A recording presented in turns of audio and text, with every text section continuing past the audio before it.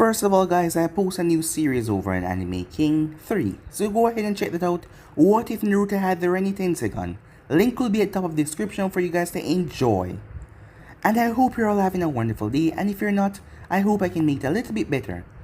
So today I'm going to be giving you part 10 of What If Naruto Was Given Abilities by 4 Devils. Remember to get this one to 200 likes as usual, share this to all of your friends in your social media platform. And also guys, stay in tune for a new episode over on Anime King 3, which I hope that you guys will enjoy. And remember, if you're new, to go ahead and click that red subscribe button and become a part of the Anime King family. And thank you for all of your help and your support. And yeah, without further ado, what do you say begin this new episode? Start the intro.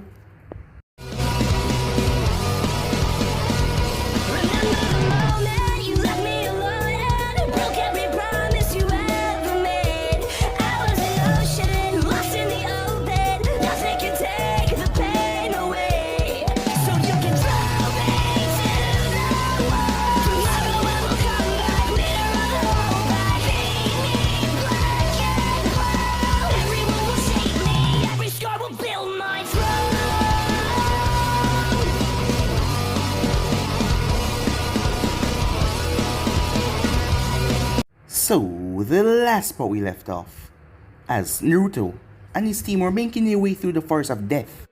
After taking on a team, they were slammed by a massive force of wind that blew all of them away.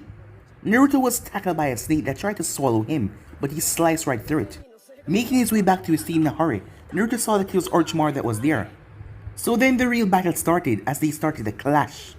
Orochimaru was dangerous, as the man was not a Sannin for nothing after all. As Naruto was fighting with the man was able to place a seal on Naruto, completely cutting off all of Naruto's demonic powers, as he stabbed Naruto with his own blade, as Naruto was bleeding out. The man then went over and placed a curse marker on Sasuke. Sakura tried to help, but she couldn't do anything at the moment. She was too weak to stand up to Orochimaru. Naruto felt like he was dying when a voice called out to him, as the voice told him that he could not die here. As Naruto knew that he would not die here as well, as he got to his feet. A bright light, pure golden energy surrounded him as he faced off against Orochimaru once again. Orochimaru underestimated Naruto so much, and he paid for it when Naruto started to beat the absolute crap out of him. Naruto ended up incinerating one of Orochimaru's arms along with his leg, and a big gash in his face after hitting him with a golden Rasengan. Orochimaru had to flee, as Naruto's body started to ache as he fell down, but the seal was broken on his stomach by the fox and Neven working together. As Naruto passed out, Sakura brought Naruto and Sasuke towards a safe place, as she was watching over them, but she was attacked. She tried her best to face off against his own team, but she stood no chance.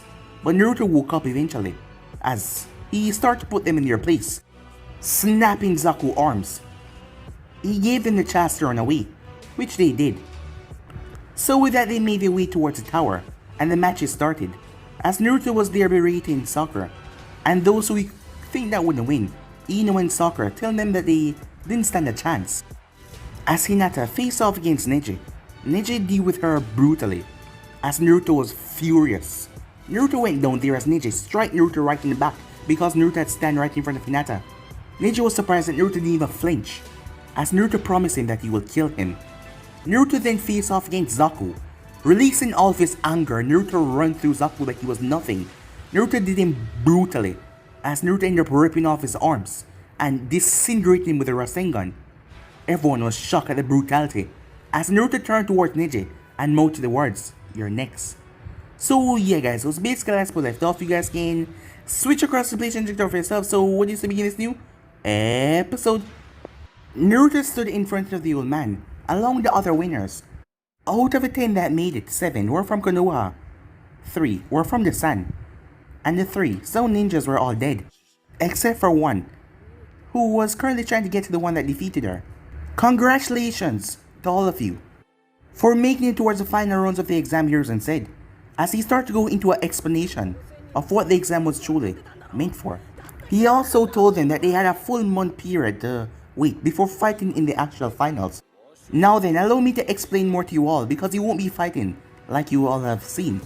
In this month period, you should be improving your skills, gaining new abilities so you can find different ways to beat your opponent. It is set up just like an unknown enemy. Being on the battlefield, you will never know what the enemy is capable of. But the final set is set up. You will all know who you will be fighting, so you can all improve your skills and try to get a grasp on what the other person will be capable of from what you've seen here today. You have seen the winners fight and know their techniques. That way you can be better prepared to fight in a month. Now then, the man then turned as Uncle stepped forward the box. You brats stay there, I'll come around, said Uncle. She walked around the line and allowed all of them take a slip of paper. Once Uncle was done, everyone was instructed to reveal paper that they have drawn. 8, said Tenten. 1, said Naruto. 7, said Temari. 2, said Neji. 3, said Kankuro. 5, said Gaara. Troublesome. 10, said Shikamaru. 6, said Lee. 9, said Neji. Then Sasuke's number 4 Ibiki said as he wrote out the match. Okay then, let's see who you shall be facing, everyone, said Hiruzen. The first match will be Naruto Sparda versus Neji Hyuga. The second match will be Kankuro versus Sasuke Uchiha. The third match will be Gaara versus Rock Lee. The fourth match will be Temari versus Tenten. The fifth match will be Neji versus Shino. Damn, I have to fight Shino. At least I don't have to avenge. Ino's lost, thought Shikamaru. Fourth, Tenten said to herself. This should be a piece of cake, Temari thought to herself. As she looked over. Konoha is just full of hot guys, isn't it, she thought, as she looked towards Naruto. Praise the almighty god I don't have to fight Gaara, Kankuro thought to himself. Not bad, Naruto thought. I get to fight the Hyuga in the first round. And maybe even the team, or Gaara, or Lee. Before I dismiss you all, are there any questions? Asked Sarutobi. Shikamaru was the one that raised his hand. Since it's the tournament, does that mean there's only one winner? Is there only one person that can become a Chunin? No, there will be judges, including myself, the Kazakage, various lords of countries and nations that will be watching. Throughout the tournament, these judges will evaluate your abilities. Those who are judged have the necessary quality to become a Chunin will become one even if they lose their first match. Does that mean it's possible for everyone here to become a Chunin? Asked Temari. Yes, however, it also is possible that no one will become a Chunin. To advance in tournament means you have more opportunities to appeal to the judges, explained Sarutobi. Now if that is all, thanks for all the efforts you exerted for these trials. You are all dismissed until a month from now. As they all start to leave, Naruto made his way towards the sleeping quarters, as he felt sleep taking him, as he didn't notice that someone was following him. Time skip. As Naruto was going towards the sleeping quarters, he saw Anko in the hallway, standing there, her arms folded over her chest. Congratulations, Kiki, she said. I have to say that was the most gruesome and impressive fight I've ever seen. Naruto looked down. It wouldn't have gotten that far if Hinata-chan hadn't got hurt, he said. Anko walked up and lifted his head by his chin. Look kid, that would have happened either way if you wanted or not. You have to remember their clan, the branch, and the main member has animosity for years now. As Anko knew that he was still thinking about it. Well, she had the idea to ease his mind at the moment. Hey, why don't you follow me for a moment? I would like to show you something. Naruto nodded as she took his hands and walked towards the area. The two continued until they reached the area that Anko claimed was her room. As Naruto looked around, it had a queen-sized bed with a bathroom and a window that overlooked the beauty of the forest. His thought process was interrupted though when Anko placed her arms around his neck. Naruto-kun, she whispered, do you remember what you promised me a while ago? As she slowly removed his jacket, showing his arms that were filled with tattoo, as she ran her finger down it. I promise you when time was right, I'll give you what you wanted. Well, I would say that the time is right now, she said. Anko's smirk made Naruto smirk, as he placed his arm on her waist, feeling the curves going down. As a smirk came on his face even more, he had a headband. He was old enough to kill, old enough to die to protect the village, old enough to drink. So this was not an exception. Spinning her around, Naruto pushed her as she fell down right on the bed. Oh, being dominant, are we? She asked. I thought that is what you like, he asked. Well, I do, she said. Wasted no more time, Naruto went down in the bed with her. Meanwhile, with Rock Lee, he just had some little fun with his new mistress, Kin from the sound. Apparently, using that genjutsu on her made her mind grow a strong attraction towards him. The girl seemed to fall for him, and Lee didn't mind at all since in his demonic eyes, she was drop dead gorgeous. Kin didn't know what it was, but being with him was just amazing. Inside the hidden zone, None of the guys are like this. None of them at all. After all, she has never been the guy there. Not to the point of taking it too far. But what she and Lee just did was just amazing. You wanna go again, she asks. As Lee looked at her, after all of that? Yes, she said, a big smile on her face. Okay, he said. She quickly flipped on top of him. If they don't have kids by the time they were 20, something must be wrong with one of them. Later that day, as Naruto made his way to the hospital with his hands in his pockets, he had woken up about 2 hours ago. Both him and Uncle looked at each other. They were just amazed by what just happened and how wonderful they felt. As Naruto had showered, as he was currently making his way towards Hinata. As Naruto entered the hospital, he saw Kakashi there. Naruto had something he wanted to ask him. Hey Kakashi, there's something I want to ask you. I'm sorry Naruto, but I can't train you for the month. I heard you promised to train Sasuke, but don't worry, I found a worthy substitute for you. As another ninja appeared beside Kakashi, it was Ebisu, Konohamaru's teacher. One of Naruto's old victims to when he used to use his old Harem jutsu. As Naruto wondered if he remembered how to do that jutsu again. It's been so long. Wow, I can't believe you found such a weak nobody to train me. Anyway, I could give a damn about your training. I was going to ask if you knew where Hinata was. Kakashi blinked in surprise. He just told Naruto where the room was. Ebisu then stepped in front of Naruto. I'm afraid you don't understand, Naruto-san. Your sensei has made me your substitute sensei. I must inform you that your training begins now. He pushed up his glasses. He blinked in surprise and confusion. Naruto was not there. As he turned to see Kakashi reading his book, he left while they were talking. I'm sorry, but I think you should just go back to do what you were doing. As Ebisu sighed, and so did Kakashi. Seems that Naruto did not trust him at all. Meanwhile, in the entire Hidden Leaf village, only one person held the most respect and fear that came within mere points of beating Aburame Shibe, and that was Hyuga Hayashi. He was called the White Death due to his combination of his Byakugan and his fighting style, and his highly keen intellect, plus the fact that he could just poke you in a certain area and you would die. If that was not enough, he was also one of the most highest political backings with the most connection in the entire village, probably even surpassing the Hokage himself. But judging from the look on his face, you could tell that he was ashamed, not for his daughter but for himself. For many years now, the animosity between the main and the branch house has brought civil war between themselves. To make matters even worse, the death of his brother only inflated that. If it hadn't been for the clan members to explain that Hisashi, Death, was not to spare Hayashi but protect the clan from not only having the secrets of their bloodline being tarnished, and also not suffer the same fate as Uchiha clan. It was for that reason he had the sensei of his daughter and his nephew in his chambers. He needed to do that now before he goes to Hinata for a checkup. The two Jonins was looking at the man at the moment. As Hayashi was told the story of what his daughter went through in the fight with his nephew, he felt anger that Neji would go that far to kill Hinata for something that wasn't her fault. He now regretted never telling the boy the truth, as he assumed that he would realize his father's death was to protect the clan. The cage bird seal placed on the branch members to take away the Byakugan, so upon their deaths, they will never get to stud the Byakugan. But if he was the one that was taken by Kumo to put to his death, they would have known the secrets of the Byakugan and have those eyes to use them as they seem pleased. Do not worry about the matter, said Hayashi. After hearing the tale from Kurenai, it will be solved. I shall be taking over my daughter and my nephew training for the following month. Since you both have students participating in the finals, you can use that time to train them on whatever they need. For the next month, it will be time for me to advance their Hyuga art training. Both Guy and Kurenai nodded. Guy went off as Kurenai stayed behind. She has something to talk to him about. The next day, Naruto was training in his own training grounds.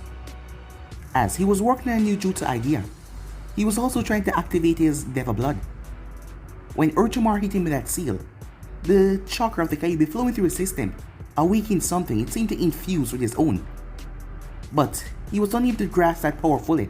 The Kyuubi said that it was possibly his true power coming out, or at that moment he accessed so much power. It just broke the seal, and it was a rush. So they were unsure at this point what exactly that golden glow was.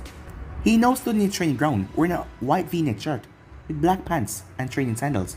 He panted hard as he performed the technique again, but the smile on his face, it was coming good. Yes, that time I came closer to what I wanted, Nerd thought. Hearing footsteps, Naruto turned as Haku was standing there, blue shirt and black shorts. Haku whistled at the damage done to the area. It was a lot. You did all this, Naruto-kun, she asked. Naruto was in the process of drinking some water as he placed it down. Yeah, but the jutsu I'm currently working on is harder than I thought, but I think I can get it done in a month. Oh, she said. She came over and sat down. Hey, I always wanted to ask you something, but I never got a chance, as she said. Shoot, said Naruto. As Naruto drinks some more of his water, why didn't you see me as an enemy back when we first met? I never thought you'd be picking me as someone worthy to be with you, she said. It was because you and I was alike in so many ways. Up until a year ago, I was nothing but a common loser, the village idiot, a loudmouth that talked the talk but never walked the walk. That was because I was alone. When I met you, you were someone that can understand the similar pain, that feeling of being alone. Plus, the fact that you're a beautiful girl added to it, said Naruto, as Haku blushed a bit at the comment he made. But why would you choose me to be with you, she said. Because while you may not come from a prestige clan, a high-class background, even the daughter of a legendary ninja, you will always have something that other girls won't, and that is understanding. Understanding? What do you mean by that exactly? You understand what it feels like to wake up the next day, having no one to greet you, having no one to be there to say, I love you. Besides, said Naruto, having you here, things is more fun around here, as he smiled at her. Haku closed the gap and gave him a quick kiss. She then kissed him again, as she leaned her body and heads, allowing the both of them to fall over, as the both of them giggled there, as she started to kiss him again. After a good minute of kissing, she whispered in his ears, "We're alone," she said. "That we are," he said to her. "Well then, let us enjoy ourselves," she said, as she slowly started to remove his shirt. "Let's," said Naruto. The following day, Naruto was standing in front of the Hokage, along with Tenten, Lee, and Anko. Okay, I'm sure you're all wondering why I called you here. Due to recent circumstances, I'm going to be sending you four on a special mission. You are the best team I can send on this mission, given your past mission work together. All of them had a little smile at that. After all, they got something different on that mission that changed them in more ways than one. As Sir Toby then turned his head, let her in. As the guards brought in a woman, she seemed to be in her early 30s as she walked in the room.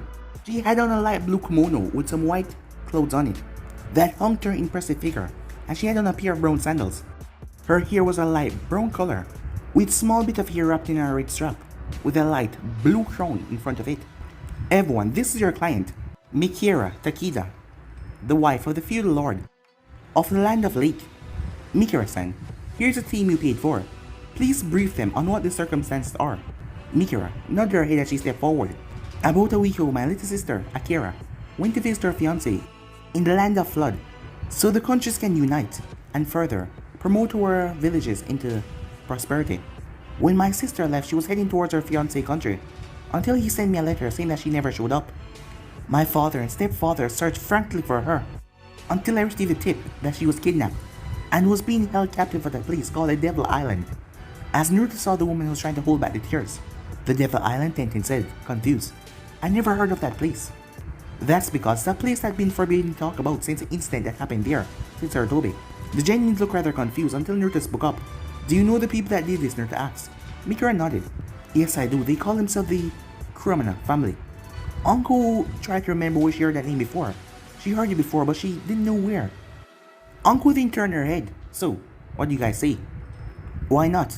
We need a challenge," said Naruto, as he turned towards women. "Before we do it, however, we each want 100k. In total for working with you." The woman nodded. That was a reasonable price. "Thank you all," she said. "Where was your sister last seen?" Uncle asked politely. The woman sniffled a bit before she spoke. "I learned that her escorts were attacked. 2 of them were killed, and 2 of them were injured. Later said that she was last seen a few miles away from the Katomi gold mines, and she was being taken towards Devil Island with the man that kidnapped her." "But why the Devil Island? That place is one of the most dangerous places in the elemental nations. After what happened there, why would someone even want to go there?" Uncle said. "I don't know why, but I have the description of the man that captured her. He was very tall, wearing white bandages with a purple outfit. He was carrying twin swords that resemble pikes. It was said that he could control lightning with them." Uncle's eyes widened a bit. Could it be? She thought to herself. "Very well then, you all have your mission information. Put it to good use." "Dismissed," said Sir Toby. Later that day, Naruto was currently relaxing in a hotel with his team. The trip from Konoha to Devil Island was a day-long trip, so they decided to settle down in a nearby town before hitting that location, as Naruto felt tired after getting that 3-hour session with Lee sparring.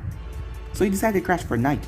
He learned from Uncle that Devil Island got its name through one man that has long since been dead, Kazuma Sodeki, the Devil of the Hidden Mist, one of the most powerful members of the 7 Ninja Swordsmen besides Zabuza Momokai and Kisame. That place was once the man's home and training ground. After he left the mist after being a suspect in the 3rd Mizukage's murder, it was also the place that was named the Bloody Lake. Because one day, that lone man managed to slay 10,000 men alike, shinobis, samurais, and mercenaries. When the battle was over, the lake was drenched with blood. The water was red and thick, so much man that he slaughtered. One person was able to survive and tell the story about how the man they fought that slaughtered the 10,000 men seemed to be some kind of demon or devil. A day later, and mysteriously he died, as autopsy said that it was a homicide. To this day, the Devil of the Hidden Mist disappeared from the face of the earth. Many think that it was just a legend and he never really existed. But for Naruto, he was truly fascinated by that story. A man like that was possibly as strong as his father, perhaps stronger if the story stated what was true. As he was relaxing, a knock on his door, and he turned. He got from his bed and went to answer it. Naruto only had on shorts as he opened the door. Tenten blushed when she saw him, as she could see every inch of his tattoo. She started to sweat a bit. Naruto-kun, I was just wondering if I can come and talk to you, if you don't mind, she stuttered. She was trying all that she could to not look at his body. Naruto simply smiled as he allowed her to come in. Both him and Lee was sharing a room, 2 beds. But Lee was currently at a party while Uncle went to the bar. This was quite possibly her only window of opportunity to talk to him without anyone here. In addition, they were in the same room with a bed, so things could happen if they wanted to. What do you want to talk about, Tenchan? Naruto asked, sitting beside her, as she was currently looking at her feet. She didn't know when the next opportunity would come, so she needed to make a move now. Spinning around as fast as possible, she kissed him. As she waited, as the 1 second seemed to be hours for her, but she felt him kissing her back. She then pushed him back on his back, as she is deep in the kiss even more. Naruto flipped her over, making her weep in surprise, as he started the dominant role and kiss her, as he had one thought in his mind. This was one beautiful girl that will soon become a helping hand in helping him rebuild the Namikaze clan, as he continued to kiss her. Tenten had no reason to slow down, as the both of them got to it. Time skip, as she was panting on top of his chest. So I guess this is what you want to talk to me about, Naruto asked. Not really, but this is much better than what I want to talk about, she said. Oh, that's good, said Naruto. The both of them eventually fall asleep, but on Tenten's neck, where Naruto had beat her to give her a hiki, there was a mark there now. It was a grey fox with armor surrounding it, and an eye patch over his right eye. Surrounding the fox was a badge with bullet holes all over it, and it resembled a symbol on Pandora. They will learn about that soon, but for now, they will just rest up. Tomorrow was going to be big. Time skip. Hinata was panting hard in the backyard of the Namikaze estate, as Haku was standing in front of her. The both of them has been training for the past 2 days. If they wanted to be good mates for Naruto, they knew they had to get stronger. Whatever Naruto did to Hinata, it allowed her to come out of the hospital the exact same day, as her body was fully healed already. And the both of them had been trained to get stronger in this month. The both of them even confessed to each other about their time with Naruto, allowing them to talk about it. But what was mostly talked about was a mark on their neck. Whatever the purpose of the marks were unknown to them both, but Haku somehow felt stronger. Even her eyes powers were magnified. And Hinata, her Byakugan, her vision had increased. She also felt stronger as well, as Haku could literally now pull moisture from the air with her water intake. Whatever was going on with the two girls, it was making them so much stronger. With Naruto and company walked onto the shore of Devil Island. Naruto got a funny feeling the moment he stepped on the island. They knew what the stakes of the mission were, and what entitled them, but they were not afraid. They were going to stake this out to the end and rescue the princess. As Naruto laughed to himself, this reminded him of a movie he watched when he was younger called Sleeping Beauty. The entire place was surrounded by a thick mist that tried to block their sight, but Naruto had enhanced vision from the Kyuubi, and Lee had enhanced vision from the machine gun. The island was a perfect spot for a horror movie if one was to be made out here. The trees had black moss over them, and a lot of insects. The brown grass was mottled with patches of green as well, and dirt everywhere. Grey, black, purple clouds was over the island like rain was going to pour into it now, but it did not come. Everyone, stay on your toes. I got a feeling we're not alone, said Uncle, as she pulled out a kunai. Tenten opened a scroll and summoned a katana to her hand. Naruto brought out Yamato before tossing to Lee, as Lee pulled it out of the sheet. Naruto then bit his thumb and swiped the blood on his wrist, and brought out the Red Queen and held onto it, as he grasped the handle of the blade. As he brought out the Kyuubi as well in his other hand. They remained like that for a moment until they heard something whipping through the ear, shurikens. Naruto spun and with a quick hand he sliced the projectiles in half. Everyone split up, said Naruto, as he placed the Kyuubi on his back. He revved up Red Queen and he ran into the mist. Time to have some fun, said Lee, as he hopped into the mist with Anko and Tenten not far behind. 10 minutes later, after wiping the blood off their weapons, they made their way to find the princess. As Naruto felt that same presence again, that demonic feeling just like the one he felt at the Kazuma estate and the swamp place. Hey Kyuubi, do you think this guy is connected to the Kazuma estate clan? It's possible, although I never heard of a clan or power that allow you to control demons. Well, said Nevin, the Kazuma founder was said to be able to do just that. When I was in the clan house, it was due to the clan founder, Kazuma Sodiki. He brought us with him. After a while, the clan just vanished into thin air, and we were stuck there until Naruto-sama came and made us his devil arms, said Nevin. As Naruto wondered if there was a fifth devil power out there.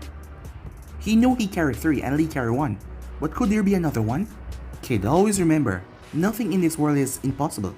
Remember, I was controlled by Uchiha Madara, who everyone thought was dead for years. If he can do that, then it's not impossible for another devil power to exist. As Naruto narrowed his eyes to the side, someone was watching them, and he felt the person staring directly at him. Later on that day, they made it towards a cliff area. They didn't face anything at all that confused them. The family on this island was supposed to be a large group, but yet they only faced a couple of them already. And nothing more. Whatever was going on here, it was clear that it did not involve the Kurogama family. As they arrived at the top of the hill, they saw what this place was called, the Devil Island. There was a black castle, but that wasn't what caught their attention. What was behind it did. There was a cliff that had a devil face. It resembled a devil face so perfectly, with the horns, the teeth, and his long beard. Naruto narrowed his eyes toward the structure. He felt like it was calling towards him, like the cliff face was calling for him to enter and see what it held. I guess I just learned why they call it Devil Island, said Tenten, shorter than the fact that a place like this could even exist. Come on, let's get this over with, and get the hell out of here, said Uncle as they made their way. As Naruto saw the castle was unguarded, that confused him. Was Megara telling the truth when she said the Kurogama family captured her sister? But that question remained unanswered because once they arrived, there was no traps, no ninjas to fight, nothing. Naruto got this feeling of someone watching them, while Uncle started to think on the matter in hand. Normally, when a kidnapper set up a ransom, the place that he's guarding would be set up with traps or man to guard it. But this, it had no ninjas except the one they fought earlier. This must mean the leader is very arrogant about his skills, or he's one of the most powerless ninjas in the elemental nations, to just be in there alone with the prisoner. The group entered the hall. No traps, no ninjas. Something was definitely wrong here. As they made their way, as they saw 2 guards standing in front of a tall steel door, they had katanas in their hand. Upon close examination, Naruto saw the door was also surrounded by electricity seal. Once touched, it will expel mass amount of voltage in the body, giving you an electric execution. Naruto grabbed his guns, Instant Reaper, as he crisscrossed his arms and fired. The bullet slammed right in their skulls, knocking them out. Tenten and Lee walked over. They were indeed unconscious, as Uncle severed the ear as Naruto worked on the seal. The seal was disarmed after a few minutes, and they were able to enter the room. When they entered, they saw the girl on top of the bed, sound asleep. Naruto was right when he thought this was like Sleeping Beauty, as he ran over and checked her pulse. She was still breathing. She's still alive. She's been given a force seal sleep, so that she wouldn't be able to put up a fight when they kidnap her. He picked her up as he started walking to the room. It's strange. I thought that she would be dead and this was a trap, Tenten said, as Lee nodded. I thought the kidnappers gave the girl the wrong address and sent us on a wild goose chase, Lee said. Or maybe they left the girl here and assumed that we will submit the money they asked for, said Uncle. No, that can't be right. If that was true, there would be some kind of defensive procedure in this matter or something. I don't get it. Leave an entire place unguarded with no traps or no enemies. Plus, she's even alive, and now we have her without anyone trying to stop us. Something is really wrong here, said Naruto. His words were confirmed when a low chuckle could be heard. It rumbled through the castle. Right you are, my boy. I'm afraid it's time for me to show you the truth. The sound of thunder could be heard. Naruto's danger sensor went off as he threw the girl towards his teammates. They caught her. As he placed his arm down towards the ground and one arm towards his teammates, he pushed them with serenity as they were blown into the room. As Naruto was blown the opposite way, the moment he did that, a lightning bolt ripped through the earth. They got to their feet, seeing why Naruto did that. He was about to head over to them until a rumble went through the area. Uncle Lee, Tenten, eyes widened as the castle split along the cliff that he was on. As Naruto rushed forward as he was falling, he leaped as Lee extended his arms. But before Naruto could grab his arm, a bolt of lightning slammed into his shoulder as he winced out in pain and it pushed him back. He was diving down towards the ground down below, falling. Everyone screamed out his name. Another lightning bolt hit the other half of the castle, which reminded them that they were still in danger. Lee grabbed the sleeping princess and jumped through the window with Tenten and Uncle behind him. Once they got out, the remaining castle was destroyed with another bolt of lightning. The three ninjas looked on as they heard that dark laughter once again. Now then, let us get this party started, shall we? A man stepped into view, light brown hair and light brown eyes, a purple vest with bandage underneath it, and purple pants, and in his arms were twin pike swords with small blades on them. Sure, they didn't look that much, but when infused with lightning chakra, they became a deadly weapon. I am Riga Kurosaki, and I shall be your executioner. As his body started to crackle with pure lightning. Meanwhile, with Naruto, he groaned loudly as a pain was burning his shoulder. For some reason, when he was hit by the lightning bolt, it made him feel so much weaker. As he got to his feet trying to ease the pain, the Kyuubi spoke. Kid, are you okay? Yeah, I'm fine. My shoulder is just killing me. What's going on, Naruto asked. I don't know, but for some reason when you were hit by the bolt of lightning, that was a direct attack. That wasn't an accidental shock someone intended for you to be hit by it. Naruto got fully up as he rubbed the injury on his arm. As he looked around, he was in a strange Colosseum-like area. What's going on? How did I get here? I believe I can answer that one. Half-breed, a new voice said. Shadows started to build in front of Naruto as a hooded figure rised out of the shadows. Naruto narrowed his eyes at this man as he pulled out a purple staff with a blade in the top, a black blade. This place is my home, the area I've lived for so many years, until time come for me to put my plan in action. He says he twirled the staff and slammed the blunt end on the ground. Who the hell are you? And what is going on here? Said Naruto. The hooded man simply laughed. Normally, I would have only allowed you to ask me 3 questions to answer. But seeing that this is our first meeting, I'll answer them without counting these 2. We are in the battle arena of the Devil Islands, the area I hid myself and survived for the past 20 years. I brought you here to test your power and see if you're a true blood. Naruto was confused. True blood? For what? The man held up his weapon as power exploded out of him. If you're a true blood, you're half of the clan. As for me, I'm the legendary devil of the hidden mist and the founder of the Kazuma clan. Sodeki Kazuma, the second half of your clan. He removed the hood to reveal a metallic face mask. As his white hair was tied up in a ponytail, his clothing was a black material that seemed to be alive. He had on gauntlets as well and greaves over his legs, as his black cloak was moving without any wind. And Naruto saw his eyes, the same eyes that Lee carried, the machine gun. Naruto remembered something the man said. What do you mean by second half? The man pointed his weapon at Naruto. No, it's not time for the questions. You must prove yourself worthy. As he held the weapon like a walking stick, as Naruto got a good look at it, a shiny purple staff looked like it was polished for hours at a time. The blade was a single white blade that was going up. There was a purple jewel on the right side though, as it gave the blade a purple glow over it. It's a weapon that is designed to slash and cut, but that is not all it can do. I can sense an extra power to it. Naruto summoned Yamato to his hand as he rushed forward and charged. Sodeki extended his staff and blocked Naruto's slash. Before Naruto could move, a blast of lightning struck into him. Naruto jumped back in shock as his body spasmed as he panted, as lightning coursed through him for a second before it left, as he started to heal. Sodeki smirked as he spoke once again. I'm afraid you're gonna have to fight much harder than that if you want to get your answers. Sodeki slammed his staff on the ground. Purple lightning swirled around him deadly, spasming everywhere. As Naruto realized, he got himself into some deep shit. Back to the group. Rika? Who is he? Tenten asked as she pulled out her sword, as Lee held out his own sword, as he cursed not holding on to the Yamato blade Naruto gave to him. He is called the Storm of the Hidden Mist. He's the only member of the Hidden Mist swordsman. He doesn't wield one of those giant blades, nor does he have a water affinity. He used those pikes sword to summon his lightning towards him, and his lightning affinity as well, magnifying it. Uncle says she brought a new weapon of hers. The weapon had a 3 long foot blade that was painted black and purple. Uncle went through quick steel as he grasped onto the weapon. Ninja art. Chakra sword jutsu, she said.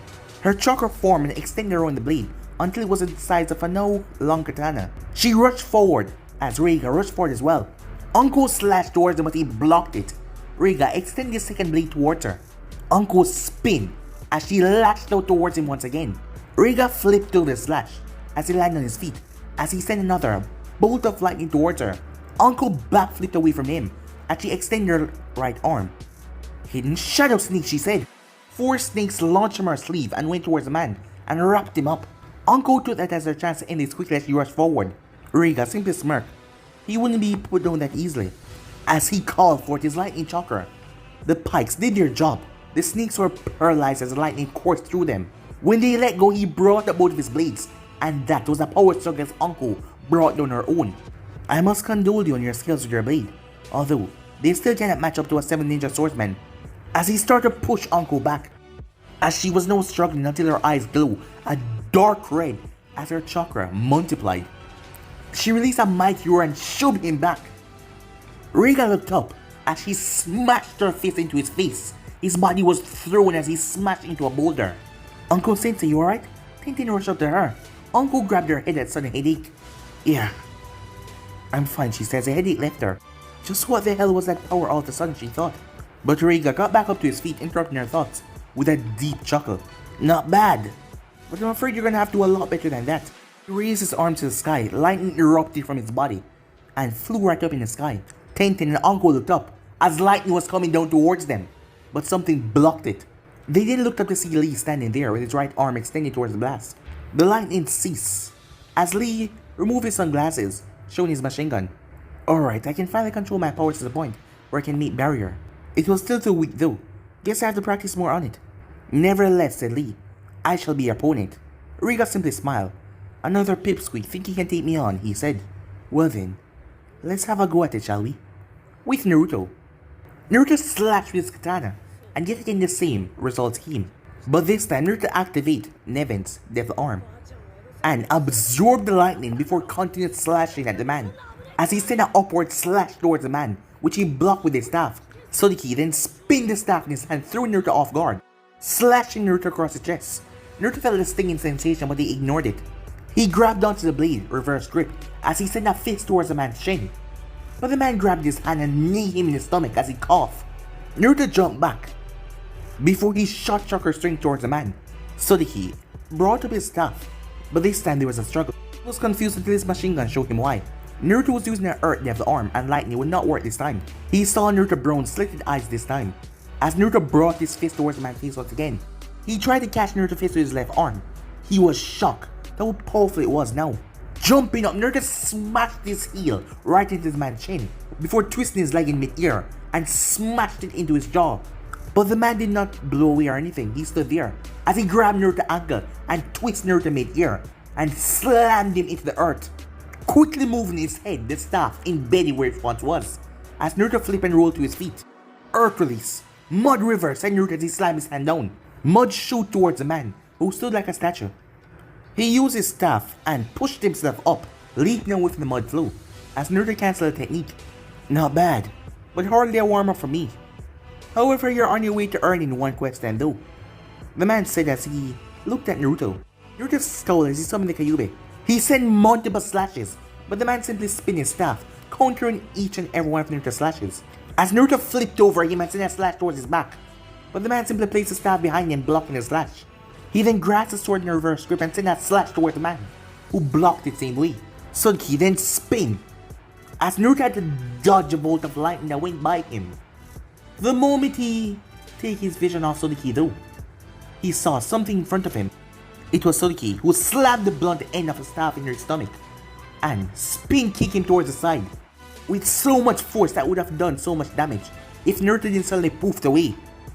Before Sodiki could glance around, something slashed him across the back before something slammed into the back of his head, knocking him down. As he turned to see a smirking Naruto, Sodiki slowly got to his feet as he cracked his neck. Not bad, my boy. I would say after that you earned your first question. I'll even be nice enough to give you a second question. But be mindful, the third question will be harder to grasp. Naruto dismissed the Kyuubi and summoned rebellion into his hand, as he placed sword in his back and started to go towards advanced signs. Fine then, I guess I've taken up a level then. Fire style.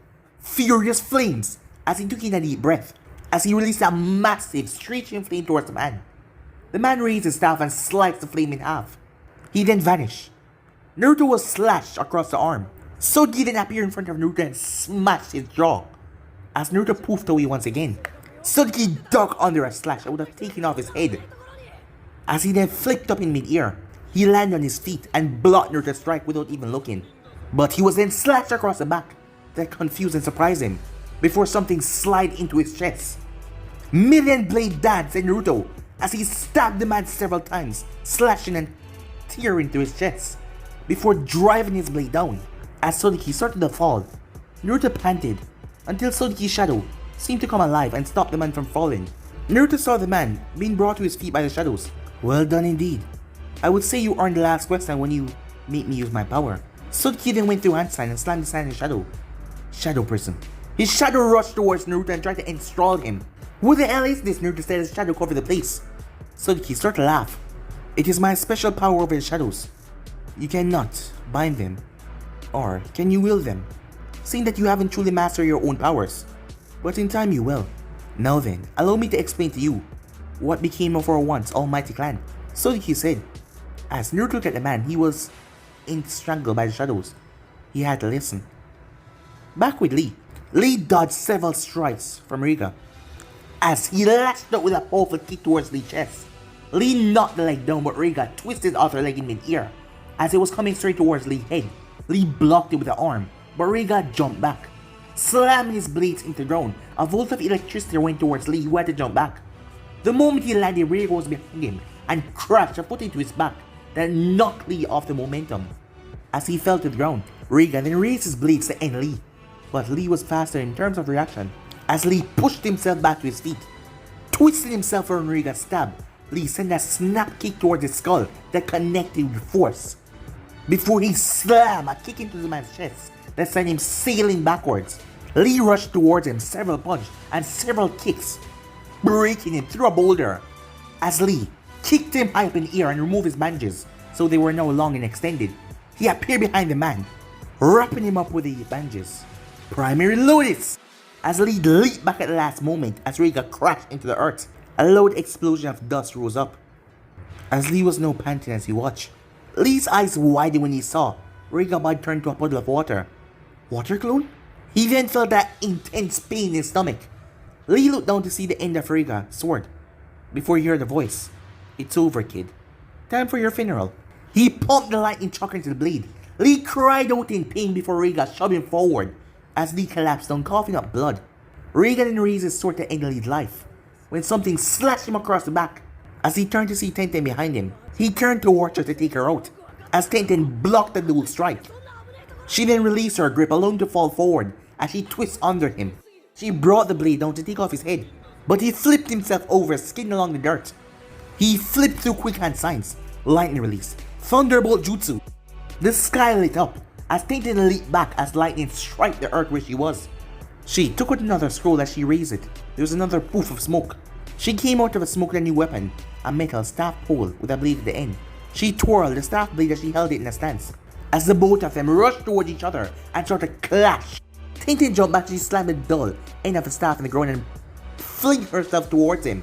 He swung towards her, but she stabbed the staff in the ground and flipped over his back, pulling the staff with her before she slashed at his legs as she drove it forward in a stabbing motion, but Riga wouldn't allow that. He spun and knocked the blade aside before smashing his fist in her jaw, knocking her back. He then turned his hand to bring down the blade to end her life, but a pair of snakes wrapped around his arm. Tenten then turned to see Anko back in the game. Anko Sensei, you okay? Yeah, I'm fine now, said Anko as she held onto her chakra sword with a determined look. Riga paralyzed the snakes once again as he got free. Fine, if you two bitches want a funeral so bad, I'll be more than happy to execute it. He felt his danger senses went off. He ducked as a sword teared through the air where his head once was. As he turned to see Lee, he was back in the game as well, with his giant blade on his shoulders. Riga stood there in disbelief as he saw the area he stabbed Lee in was now fully healed. How? How were you even alive? I stabbed you and electrocuted you. Lee simply smirked. You should have made sure you finished the job. Fine then, I'll give you all a funeral. As he started to conduct more electricity. As he fired the blast towards them, but in a flash, Naruto appeared with Nevin guitar and play a single string as they watched him slice the lightning in half. He played another note as he started to play as a tornado of lightning rushed towards Reiga. As Reiga jumped back, "Hey guys, you miss me?" said Naruto. Tintin rushed over and hugged him. "Naruto-kun, you're right," she said. "Of course I am," said Naruto. "Did you really think I'll let that kill me?" "Okay, that does it," said Reiga. "I'm gonna give you all a funeral." He raised his sword above his head, ready to take the group out. But Naruto raised his hand, serenity. The attack slammed into Reiga's chest. He was confused because he didn't even see what hit him. "It's over, Reiga. You're already dead," said Naruto. "I'm afraid you're the one that needs a funeral." "What are you talking about?" said Uncle. "Look at the ears that he was hit. There are no blood. And plus he was the leader of the Kurogane family. If he were to fight with you guys alone, with you all taking him on, someone would have come and take the sleeping princess back. But that hasn't happened. If you guys were fighting real Reiga, he would have left a long time ago." Reiga started to laugh. "So you figured it out, huh? I knew that only a member of my clan could see through my technique. And by the look of things, that other one is half of the clan as well. But you need more training with those eyes before you can use them to their full potential. But you both have a lot to face in the future." Reiga then turned to Kazuma. "Sodiki, what the hell are you talking about?" said Naruto. "I am afraid I can't stay here for any longer. But the time will come when the both of you will seek me for answers. When you do, the both of you will give me a chance that you must make. Farewell." As black smoke started to pick up behind him before a large black dragon appeared. "We will meet again, my boy." He hopped onto the dragon, who started to flap its wings and took off. As the man disappeared in thin air with his dragon, "Naruto-kun, who was that?" said Tenten. "I don't know, but we have a mission to finish." The group nodded. They would ask him what happened later on, when they had split up. Time skipped 2 hours later. As Naruto's thoughts were going over what Kazuma, Sodiki told him. It seems the Kazuma clan and Namikaze clan were related over 200 years ago. Before Konoha or the hidden villages were found, there stood one clan that called themselves the Sparda clan, were the most secretive clan in the entire elemental nation. They also held a bloodline that they called Devil, due to their ability to wield demonic weapons. And their ancestor was the Dark Knight Sparda. Their clan bloodline was never a concrete single bloodline. There was 2 of them, a dojutsu technique, or a body technique. With the body technique, you are given the ability called Devil Essence, to absorb traits of any demon that you kill. And when you kill a demon with the Devil Arm power, you gain more than the knowledge upon using it. Then once you truly master that power, Devil Arm, along with Devil Essence, you'll awaken a new power called the Devil Bringer, or as most people call it, the right arm of a devil. The arm will allow you to increase your strength and to grapple your opponents, no matter what distance they are. It will also magnify your power abilities. That was what Naruto had, the Devil Essence. But for Lee, with a machine gun, you could read the essence of the person's soul, and given the choice to choose what you do with it. The second ability allows you to take Devil Arm as well. You can also gain a power from demon. The final ability allows you to summon the demons in this world that you kill, and control them. Once the power is fully mastered, a new power will be unlocked called Devil Control. You could hypnotize and control any demons, but it was said to take years to train, and take even longer to master. That was the power of the Sparta clan, 2 mighty powers held within one clan. So now the question was, how did the power of the clan split apart? Well, it happened about 100 years ago, when 2 boys were born amongst the clan, twin brothers, Sodiki and Shizuma. Sodiki was born 1 minute after his brother, and as such he was named the Heir. As the years went by, the clan noticed that even though they were twins, they held the 2 variant of the bloodline. Over the years under Sodiki's leadership, the numbers were becoming thin and thin. Therefore, both Sodiki and his brother came up with a plan. They need to split, since both of them had one of the bloodlines. It was agreed that Sodiki would take the ones with his bloodline and migrate to Kusa. And once they were there, they would call themselves the Kazuma clan. And his brother would do the same, and take those that had his bloodline to hide in Nokone. So that was how we met the leaders of the Senju and the Uchiha clan, Hoshirama and Madara. It was also thanks to them that Konoha now exists, along with the Hyuga, Nara, and Sarutobi's. In addition, from that day forward, Shizuru decided to call this part of the clan Namikaze. So it all makes sense now.